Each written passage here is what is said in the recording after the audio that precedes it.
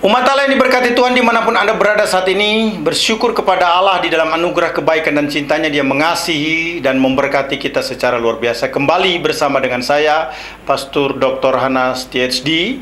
Dalam program Reministry, kita akan belajar firman Tuhan saat ini.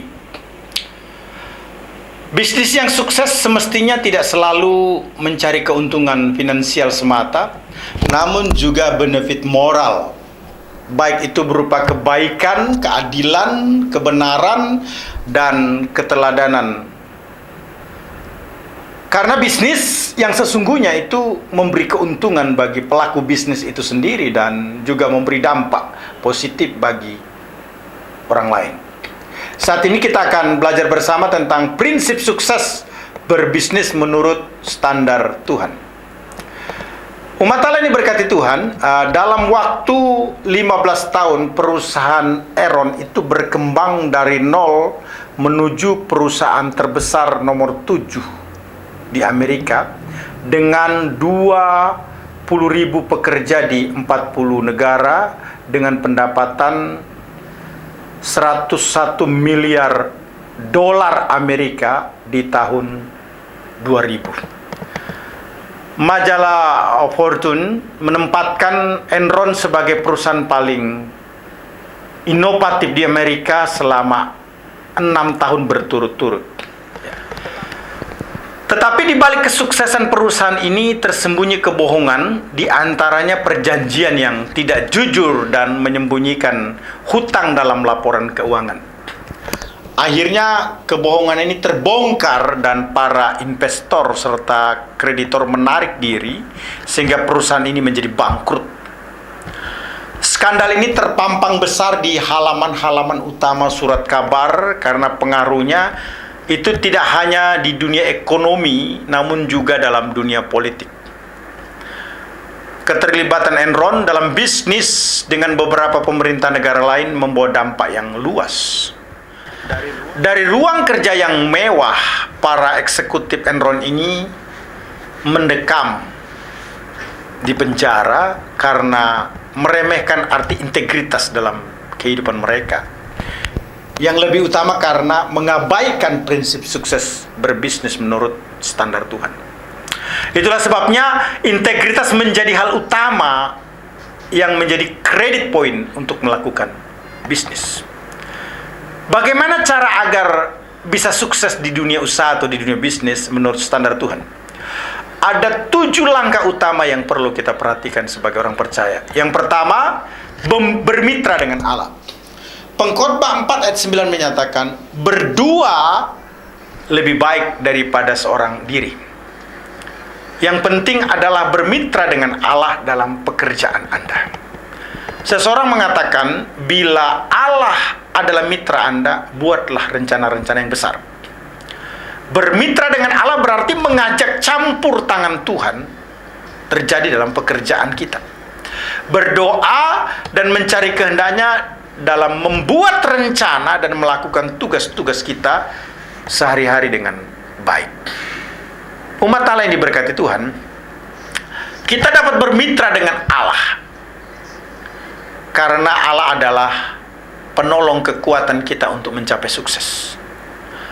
Anda dapat bermitra dengan orang-orang yang satu visi, yang memiliki nilai yang sama, orang-orang yang telah terbukti menghasilkan sesuatu. Ada banyak keuntungan yang bisa kita dapat ketika kita bermitra dengan orang lain. Yang pertama adalah meningkatkan sinergi. Kita menjadi efisien, menjadi produktif sebagaimana dijelaskan dalam Pengkhotbah 4 ayat 9. Berdua lebih baik daripada seorang diri karena mereka menerima upah yang baik dalam jerih payah mereka. Kedua, memberi kuasa kesehatian sebagaimana dijelaskan dalam Kejadian 11 ayat yang ke-6. Kata Tuhan, lihatlah, mereka ini satu bangsa dan mereka semua memakai bahasa yang sama, dan ini hanyalah permulaan dari apa yang dapat mereka lakukan. Mulai saat ini, Tidak ada lagi rencana mereka yang tidak mungkin terlaksana. Yang ketiga, menambah kreativitas, hikmat, inovasi, dan terobosan-terobosan. Yohanes 14 ayat 12 berkata, Aku berkata kepadamu, sesungguhnya barang siapa percaya kepadaku, ia akan melakukan juga pekerjaan-pekerjaan yang aku lakukan, bahkan pekerjaan-pekerjaan yang lebih besar daripada itu, sebab aku pergi kepada Bapa. Allah adalah mitra Anda. Itulah sebabnya, buatlah rencana-rencana yang besar. Umat Allah ini berkati Tuhan. Prinsip sukses berbisnis menurut standar Tuhan dimulai dengan bermitra dengan Allah. Yang kedua, menjaga serius integritas. Amsal 2 ayat yang ke-7 berkata, Ia menyediakan pertolongan bagi orang yang jujur, menjadi perisai bagi orang yang tidak bercela lakunya. Teks tersebut paralel juga dengan Mazmur 78 ayat 72. Ia menggembalakan mereka dengan ketusuran hatinya dan menuntun mereka dengan kecakapan tangannya. Dalam terjemahan NIV bertuliskan, And David shepherd them with integrity of heart, with skillful hands he lead them. Alkitab menulis bahwa Daud menggembalakan atau memimpin rakyatnya dengan integritas. Integritas pada intinya adalah keutuhan. Tetapi kata ini juga mencakup sesuatu yang lebih luas, yaitu kejujuran, ketulusan dapat dipercaya, keutuhan antara tindakan dan perkataan, konsistensi, tanggung jawab, kesetiaan, dan disiplin. Integritas adalah apa yang Anda lakukan ketika tidak ada seorang pun yang melihat. Integritas tidak bertoleransi, tidak membenarkan untuk melakukan hal-hal yang salah. Kita tidak dapat mengatakan bahwa seseorang mempunyai 75% atau 95% integritas. Yang ada hanya 100%. Hanya ada satu pilihan, apakah ia memiliki integritas atau tidak. Tidak ada jalan tengah atau diantaranya. Itulah sebabnya kita harus menjaga serius integritas. Integritas merupakan kunci sukses, karena integritas menciptakan kepercayaan, dan kepercayaan meluaskan bisnis, pengaruh, atau kepemimpinan kita. Bagaimanapun juga, Anda, saya harus berintegritas. Itu sebabnya fokuskan hidup kita untuk membangun karakter dan kemurnian, bukan pada sukses atau prestasi semata. Billy Graham berkata, ketika kekayaan hilang, tidak ada yang hilang. Ketika kesehatan hilang, sesuatu telah hilang. Ketika karakter hilang, semuanya telah hilang. Umat Allah yang diberkati Tuhan, menarik sekali bahwa prinsip sukses berbisnis menurut standar Tuhan dimulai dengan bermitra dengan Allah, kemudian menjaga serius integritas, maka yang ketiga meraih keunggulan sejati. Amsal 22 ayat 29 menyatakan, Pernahkah engkau melihat orang yang cakap dalam pekerjaannya? Di hadapan raja-raja ia akan berdiri, bukan di hadapan orang-orang yang hina.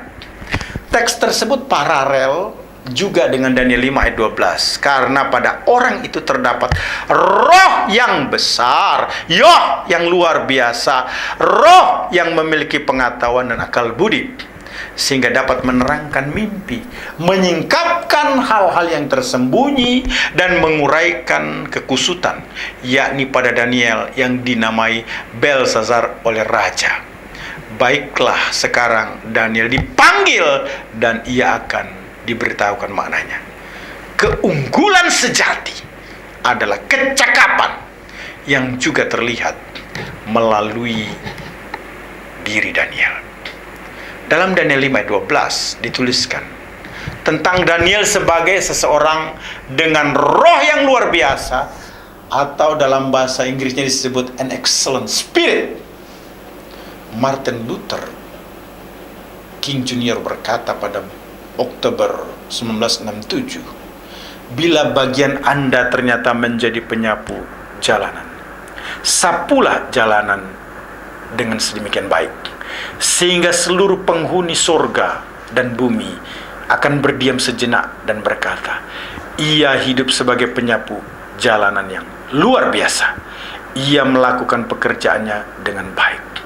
Itu artinya, raihlah atau upayakan menjadi manusia yang memiliki keunggulan sejati, bukan pura-pura atau palsu.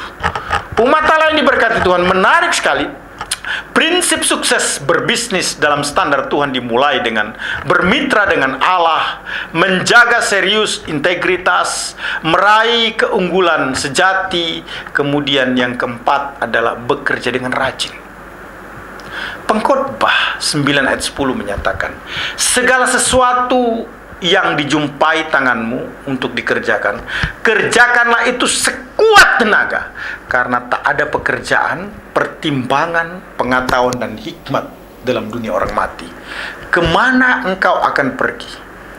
Teks tersebut paralel dengan Amsal 13 ayat 4. Hai si pemalas, penuh dengan keinginan, tetapi sia-sia, sedangkan hati orang rajin diberi kelimpahan. Selanjutnya perhatikan apa dinyatakan dalam Amsal 12 ayat 24. Tangan orang rajin memegang kekuasaan, tetapi kemalasan mengakibatkan kerja paksa. Itulah sebabnya kita harus bekerja dengan rajin. Kemalasan bukan berarti hanya duduk-duduk sepanjang hari tanpa melakukan sesuatu, melainkan pula atau dapat diartikan seseorang yang disebut malas walaupun kelihatannya bekerja keras tanpa henti.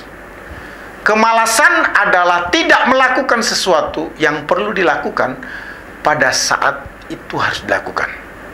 Contohnya, seseorang sibuk bekerja pagi hari hingga malam, tetapi ia tidak pernah mengambil waktu untuk membersihkan kamar yang sudah berantakan. Ada hal yang harus ia kerjakan tetapi tidak dikerjakan. Itulah yang disebut dengan malas. Beberapa tanda kemalasan antara lain, pertama, bila meja atau rumah Anda berantakan. Yang kedua, bila persiapan khotbah Anda dalam waktu yang singkat. Yang ketiga, bila Anda pelayanan tidak persiapan. Yang keempat, bila terlambat masuk kerja atau terlambat bertemu orang sesuai dengan waktu yang ditetapkan. Yang kelima, bila terlalu terburu-buru berangkat ke kantor, tidak ada waktu untuk makan pagi atau mengantar anak sekolah. Tetapi setiba di tempat kerja membuang-buang waktu bermain dengan internet. Yang keenam, bila bekerja sekedar saja tanpa kesungguhan. Yang ketujuh, bila malas menghafal ayat firman Tuhan. Umat Allah yang diberkati Tuhan, itu sebabnya tanda-tanda malas itu semestinya tidak terjadi dalam kehidupan kita. Berhati-hatilah dengan kemalasan, karena kemalasan itu mengakibatkan kepatalan. Setidaknya ada 4 kepatalan. Yang pertama, kemalasan itu membawa kemiskinan. Kemalasan itu memalukan. Kemalasan itu menjengkelkan orang yang mempekerjakan. Kemalasan itu membawa kehancuran. Umat Allah yang diberkati Tuhan Yesus Kristus, menarik sekali bahwa prinsip sukses berbisnis menurut standar Tuhan dimulai dengan bermitra dengan Allah, kemudian menjaga serius integritas, meraih keunggulan sejati, bekerja dengan rajin. Maka yang kelima yang harus diperhatikan adalah berkomitmen menjaga keseimbangan. Gambaran wanita yang bijak atau seimbang itu dijelaskan di dalam Amsal 31 ayat 10 sampai dengan 31. Ini sebenarnya dapat diterapkan dalam kehidupan kita semua. Dijelaskan dalam teks tersebut, wanita ini menggambarkan seseorang yang dapat mengatur hidupnya dengan prioritas yang benar, menangani semua satu persatu dan menyelesaikan tanggung jawabnya dengan baik di keluarga, pekerjaan, kerohanian, bahkan pelayanan masyarakat. Tidak ada kesan bahwa wanita ini mengalami stres, frustasi maupun berantakan. Wanita ini mendapat pujian dari suaminya dan anak-anaknya menyebut bahagia. Itu jelas ayat 28. Bahkan wanita ini adalah seorang investor yang bijaksana, pekerja keras, Tuhan yang baik dan memperhatikan orang yang lemah. Wanita atau perempuan ini dipuji-puji di depan pintu gerbang karena apa yang dikerjakannya. Menarik sekali. Keseimbangan bukanlah mengikuti sebuah daftar urutan prioritas dengan kaku, melainkan lebih seperti permainan sirkus yang memutar atau bermain dengan beberapa bola sekaligus di tangannya.